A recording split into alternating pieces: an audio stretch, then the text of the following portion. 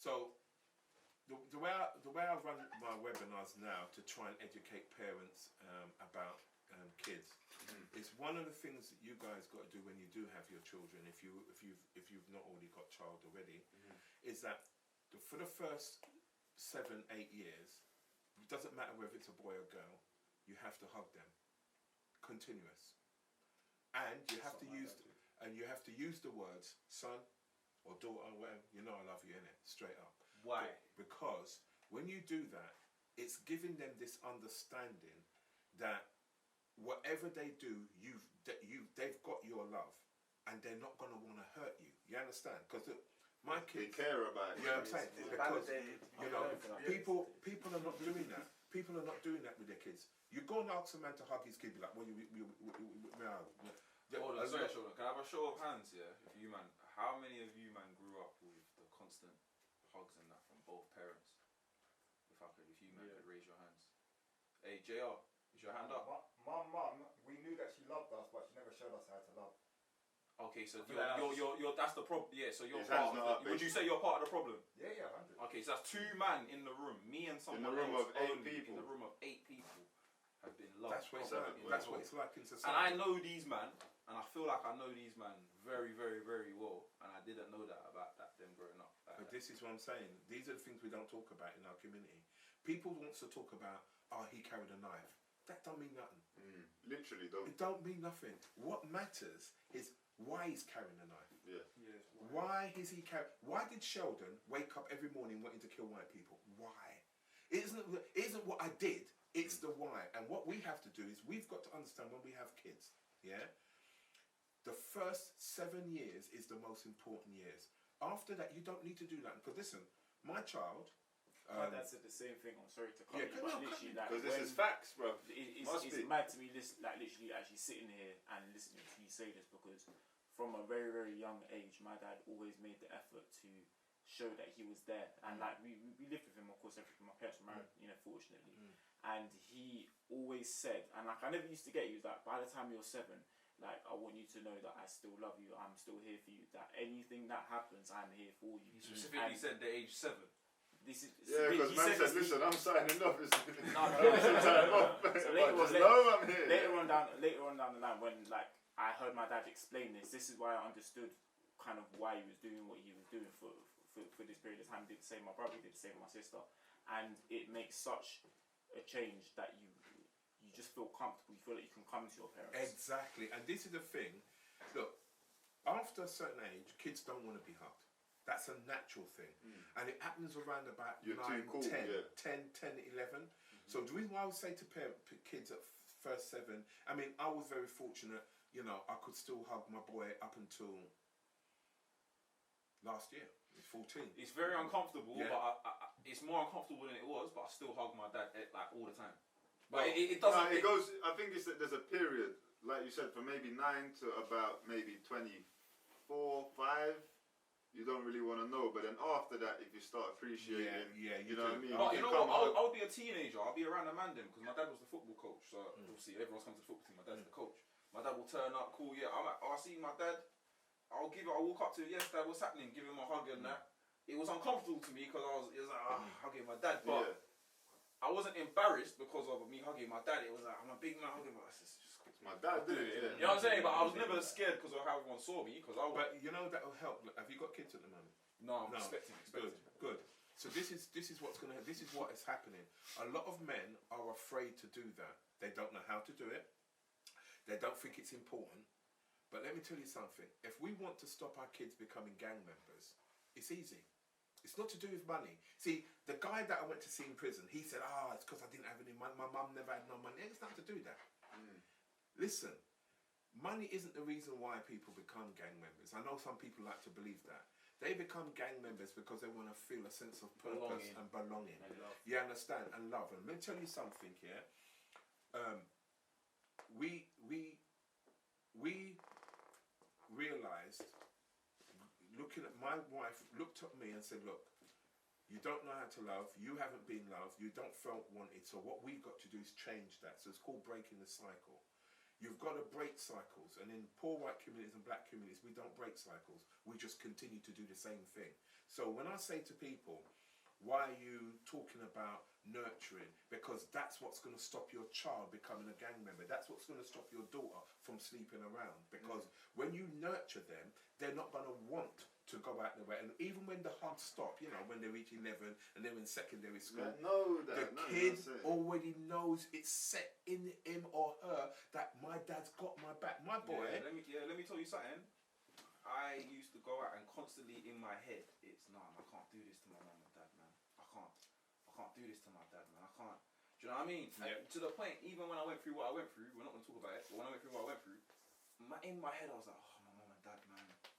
I'm dying, you know what I'm saying? And I'm thinking... But that's the love, because of the love was set from a very young age for you. That's what, and this is what I was trying to show people. The reason why these guys are stabbing and shit, because there's no love in the home. They don't love anyone, so of course they're going to stab. But when you love, when you have that, and Maslow's hierarchy of needs talks about that. It talks about the 4 steps, and we need to start looking at things like that and attachment theory, because that's what's going to help you to be a better parent. There is nothing hard about being a parent, but there is something hard about not being a parent. And what we have to understand, if we want to stop our children from not succeeding, because remember, success is not built on who's got more money. Do you understand? Success is built on purpose. Who has a purpose? If you have no purpose, you aren't going to be successful. It's got nothing to do with, oh, he lives in a middle class area and I live in the inner city. Purpose doesn't have boundaries. Purpose is here. So if you can't see purpose, you're not going to go anywhere. Yep. How do you see purpose? If your father and mother implants that into you. Yep. But if you've got no father and your mum's struggling on her own because she's got other kids, then you're not going to have any purpose. So it doesn't matter. So even if you live in a nice middle class area like Reading, and you look out the window, if your dad is not imparting nothing to you, even though you're in a middle class environment, you're still not going to have any purpose. People don't understand the concept of purpose and the concept of having a vision. And this has got nothing to do with your colour, nothing to do with whether you're rich or not. It's to do with your parenting. And people need to understand, if you don't put that into your child, the gang member will. Yeah, because they're looking for them. They're looking for them. That's what they do. The best. They are the best. My boy goes down to school. People ask him every day, "Oh yeah, bruv, you want to smoke?" No. I'm on my own thing. Why is that? Why is my boy, who's a black kid, not drafted in? Why? Because I showed him maximum love, because I wanted to break the cycle. I wanted to not be the same horrible man I was, and so that he can benefit. Now, I don't even need to sweat nothing. You got mothers out there who are sweating because they need to know where their kids are. Me, I don't need to do that. Why? I'm going to tell you why. I've never told my boy he has to be in by a certain time. Do you know why? He does it himself. I don't need to say, where are you? He comes in. Why? He knows after a certain time, that's when the gang members are out. You don't need to be out there. So he knows that's when the trouble starts. So he knows to come in. I don't need to chase my boy. This is what I'm trying to show people. If I, as a former gang member, can raise 4 kids who are more successful than me, why can somebody who's never been in a gang not do the same, and if not better? And plus, go to university, get qualified. All my kids have gone to university. They're all successful. My youngest daughter used to play for West Ham football team. Used to play for West Ham. The only reason why she stopped is because I moved. That's it. So now she's in university in Hertfordshire doing criminal justice. It's not hard. So would you say that cliche saying that starts at home is true? Yes. Rather than blaming the youth centres and not having nothing to do outside. It's all to do with that. You know why they blame the youth centres? Most of the people who do the blaming is because they don't want to face the truth about themselves. Look in the mirror. Yeah. That's what this is about. That's why when people come out against me and says, why are you always talking about families? It's because they themselves don't want to face the truth. I've faced the truth. Listen, I can walk into this there and I know I've let you guys down. Everyone in here has... I know that, straight. I can say that as a big man. Like, I'm not afraid. That's probably the second sentence that I've heard this man say in real life. He said, I'll let all of you lot down. Yeah, he said first thing I was like, what do you mean? understood. Yeah, Sheldon walked in. First thing, he looked around and he said, "Man, this studio is wicked." You know what I mean? Shout out Pepper Street Studio, salute studio. You know what I'm saying? Yeah, and he said, and then he goes, "Man, Every time. yeah, I let you guys down, man." And he went on to explain, saying, you know, his generation should have set up things like this, so the younger generation below him shouldn't have had to do it and themselves. just guidance, like You know what I'm guidance. saying? So that it just goes to show the mindset of Sheldon and how he sees life, and it's no joke, it's no gimmick. Like, because listen, this person you're listening to now, I've had hours of conversations upon hours in the middle of the gym floor as a personal trainer, Sheldon being a member, and we just bumping into each other and just talking. Sheldon knew nothing about my story or nothing about what happened to me, but the passion, you guys can see in the camera, like the passion through his eyes when he's talking about these things. Yeah, man. Like, that's what locked me in the gym.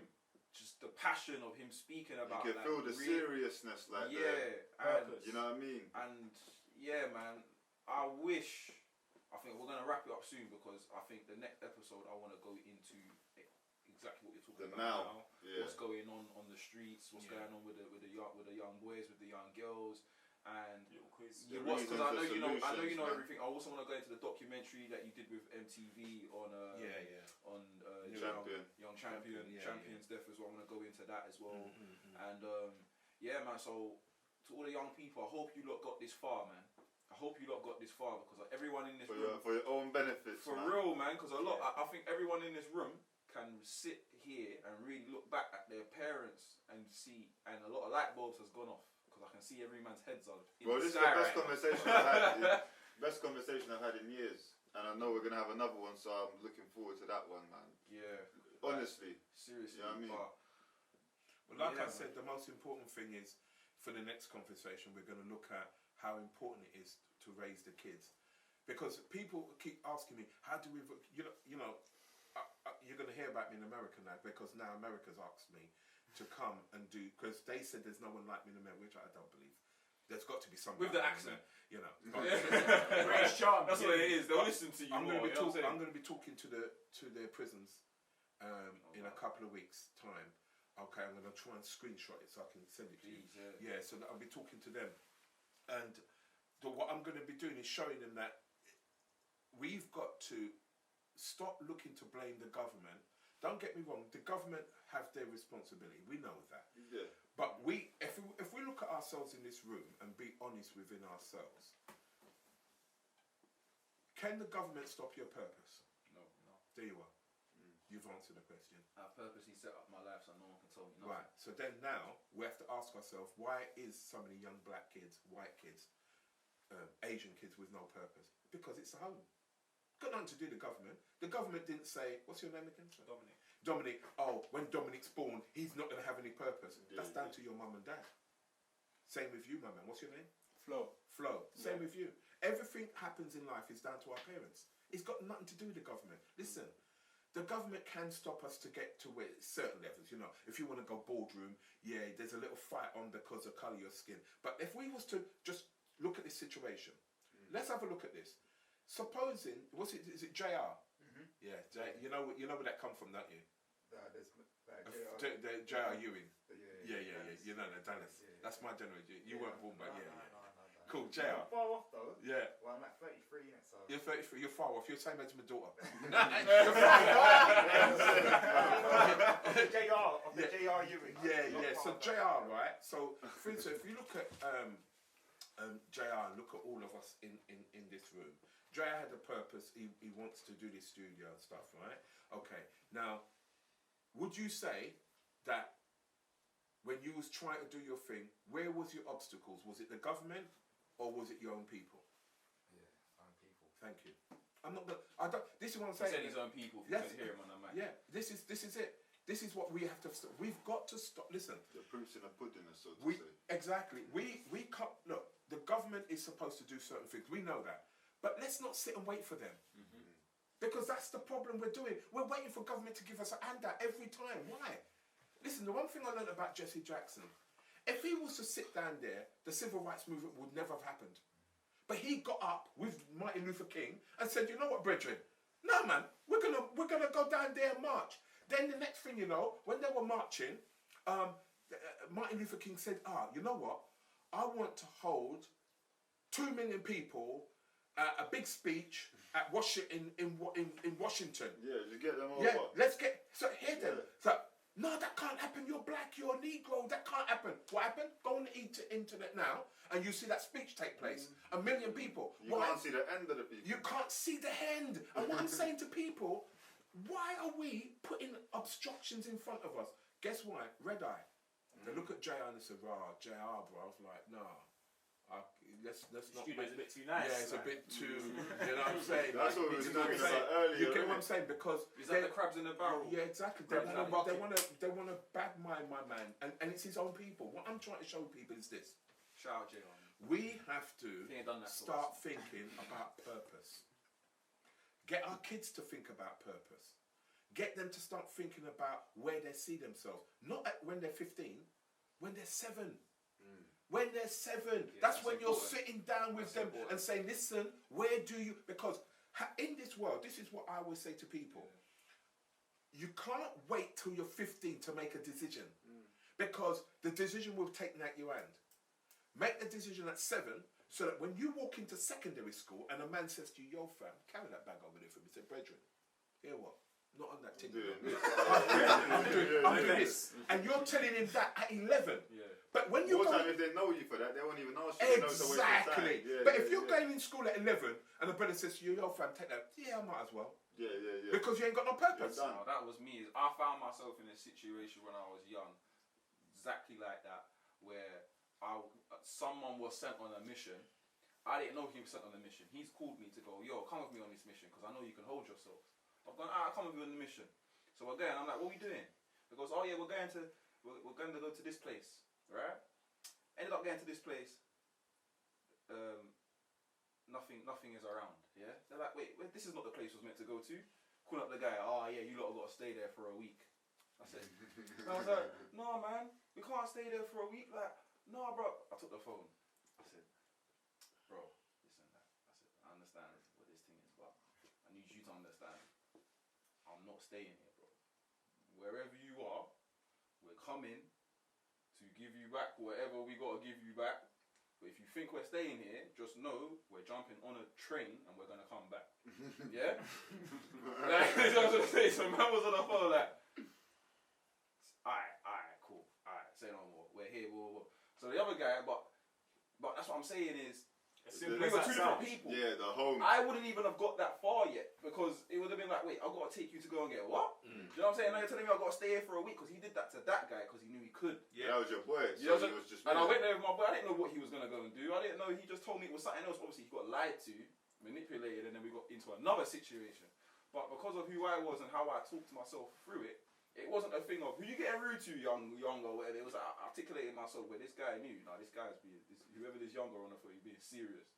So that's what I feel like is that the young G's need to know how to navigate and learn. I think we should talk about it next time. How to learn to navigate the language, how to speak to and to hold yourself. If you're not really about that and you don't really want to be about it, but you don't really know how to navigate, that's so important. But in order to do that, though, they have to have a purpose. Yeah, I said to my mum at 7, I think it was, or so she tells me, that I was going to go to the NBA. And then from there, I was just working. I didn't play basketball seriously until I was like maybe 13, 14. So secondary school times, I was just on that. Like lunchtime, after school, strictly basketball. Obviously, I was with the man a little bit, but then I got training, this and that, games on the weekend. So it kept me away. Ended up going to America, all of this. So it did keep me on the right path, you know what I mean? It does. It will do. Listen, purpose and vision is what we need in our community. And what we need the parents to deliver that message. And this is why I'm saying when you have children having children, it's a mistake. Children having children is detrimental because they can't give that child purpose because they don't have it themselves. So hopefully on the next show, we're going to focus a lot about, because it would be good for me to educate the people about how we avoid this lifestyle. The word navigate is a very good word to it because it's easy to navigate the gangs.